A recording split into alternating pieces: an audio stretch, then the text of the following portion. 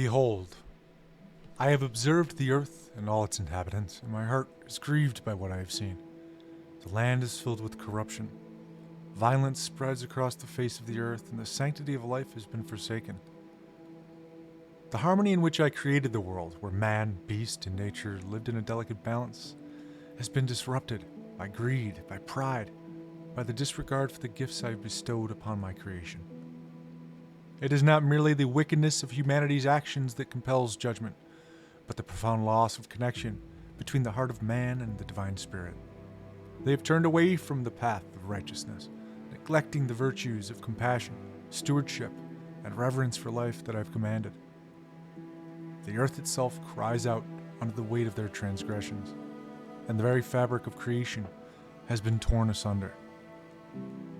As the word declares, the earth also was corrupt before God, and the earth was filled with violence. And God looked upon the earth, and behold, it was corrupt, for all flesh had corrupted his way upon the earth. And God said unto Noah, The end of all flesh is come before me, for the earth is filled with violence through them, and behold, I will destroy them with the earth. Thus I am compelled to cleanse, to wash away the corruption, and begin anew. The flood is not only an act of judgment, it is also an act of mercy, a chance for rebirth, a call to return to the essence of what it means to be custodians of the earth and to live in harmony with all creation. Let this deluge serve as a reminder of the covenant between us, a promise that life in its purest form will always find a way to flourish under the guidance of my hand. Remember, from the depths of destruction there shall emerge a new beginning, an opportunity to restore the balance and beauty of this world as it was intended. And so with a heavy heart I unleash the waters from the heavens and call forth the depths to rise, each element acting as a divine instrument of renewal. In the 600th year of Noah's life, in the second month, the 17th day of the month, the same day were all the fountains of the great deep broken up, and the windows of heaven were opened, and the rain was upon the earth 40 days and 40 nights. The rain descended in an unending torrent, not merely to wash away the physical corruption that blights the earth, but to cleanse the very air of whispers of malice and greed. As the flood waters swell, they do not simply engulf the land, they dissolve the seeds of violence that have taken root in the soil. From this ground shall sprout forth new life, nurtured by the virtues of peace and kindness. The rising flood submerges the monuments of pride and the citadels of power, symbols of man's arrogance and dominion over one another. The waters erase their arrogance and leave in their place only the humble beginnings of a world where equity and humility are the foundations of society. As Scripture testifies, and the flood was 40 days upon the earth, and the waters increased and bare up the ark. And it was lift up above the earth. And the waters prevailed and were increased greatly upon the earth, and the ark went upon the face of the waters, and the waters prevailed exceedingly upon the earth, and all the high hills that were under the whole heaven were covered. 15 cubits upward did the waters prevail, and the mountains were covered, and all flesh died that moved upon the earth. The vast waters in their relentless flow wash away the divisions that fragmented my creation. In this divine cleansing, the waters are imbued with the power of healing, restoring the bond between humanity and the divine, ensuring that the hearts of the survivors are turned once more toward the light of compassion and understanding. As the flood reshapes the contours of the earth, it carves out channels of empathy and remembrance. A new world is forged, where the language of love and mutual respect prevails. And when the waters finally recede, fertile ground remains, a blank canvas upon which a new chapter of existence can be written, one characterized by stewardship of the earth, reverence for all forms of life, and humility before the Creator. In the aftermath of the flood, as the waters retreat back to their appointed boundaries, they reveal a world reborn. The flood and its mighty upheaval was not an end but a beginning, a divine promise of hope and renewal, a testament to the enduring love I hold for my creation, an invitation to embrace the path of righteousness and harmony. Let this renewed world stand as a monument of the possibility of second chances, a living covenant between the Creator and the custodians of the earth forevermore. And I will establish my covenant with you. Neither shall all flesh be cut off anymore by the waters of a flood, neither shall there any more be a flood to destroy the earth.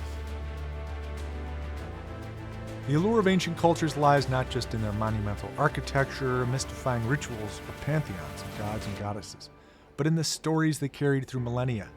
These narratives, echoing through time, reveal a tapestry of human thought, emotion, and existential longing. From the trials of Hercules in Greek mythology to the epic quests of Ramayana, from the creation myths of the Norse gods to the tales of resurrection in Egyptian lore. Each story carries within it a kernel of wisdom, a reflection of humanity's quest to understand the cosmos and its place within it. Among these countless narratives, the story of the Great Flood holds a peculiarly universal appeal, surfacing in cultures as diverse as Mesopotamian, Hindu, and Judeo-Christian traditions. This widespread motif of a world-engulfing flood sent by the divine in response to human corruption speaks volumes about the ancient understanding of justice, morality, and the possibility of rebirth from destruction. In the Judeo-Christian tradition, the story of Noah's Ark encapsulates these themes with power. God, observing the wickedness of humanity, decides to cleanse the earth with a flood, sparing only Noah, a just man and perfect in his generations, and his family, along with every creature preserved 2 by 2. This was not merely destruction, but renewal, a chance to reset the moral compass of humanity, a living symbol of the cycle of sin, judgment, and redemption. And the word confirms, but Noah found grace in the eyes of the Lord. These are the generations of Noah. Noah was a just man and perfect in his generations, and Noah walked with God. A critical element often overlooked is the presence of the sons of God and the Nephilim in Genesis 6. There were giants in the earth in those days, and also after that. When the sons of God came in unto the daughters of men, and they bare children to them, the same became mighty men, which were of old, men of renown. This passage reveals a cosmic disruption, the mixing of the divine and the mortal, a breach in the order of creation. It was not merely human sin, but a blurring of heaven and earth, a corruption that contributed to violence and decay. The flood was therefore not only a response to human wickedness, but also to a cosmic disorder, a cleansing of creation itself. And the preservation of Noah and his family, along with pairs of all living creatures, speaks to continuity and the preservation of potential for righteousness. Noah stands as the seed of a new humanity. Through him, the possibility of renewal is secured, and the covenant of life remains unbroken. As we turn to the myths of the nations, we see the flood echoed again and again. In Mesopotamia, Utnapishtim is warned by the gods to build a vessel, and when the waters come, he survives with his family and the creatures of the world. In Hindu tradition, Manu is guided by Vishnu in the form of a great fish, who warns him to prepare a boat to carry the seeds of life into a new creation. In Greek mythology, Deucalion of Pyrrha survives Zeus's flood by building a chest, and afterward they cast stones behind them that transform into men and women, birthing a new race. Even among the native peoples of the Americas, tribes remember a time when waters rose to cleanse the earth, leaving only a few survivors to carry the story forward. Why is this story universal? Because it's more than history, it's an archetype. It's the deep rhythm of existence itself, destruction followed by renewal, death followed by rebirth. The flood is not only a past event, but an eternal truth about how the Creator reshapes the world. The waters symbolize chaos. They are the womb of creation and the grave of corruption. To be submerged is to die to what was. To emerge is to be born anew. And in the midst of the waters, there is always an ark, a vessel of preservation, a microcosm of the world carried forward through judgment. The ark itself becomes a symbol beyond wood and pitch. It is the world contained in miniature, heaven, earth, and all life within, sustained by grace until the waters recede. The ark is order afloat upon chaos, the spirit preserving life through destruction. And the rainbow, shining in the aftermath, is more than light refracted. It is covenant. It is alchemy, the union of fire and water, heaven and earth, with mercy and judgment. It is God's eternal signature. Renewal always follows ruin.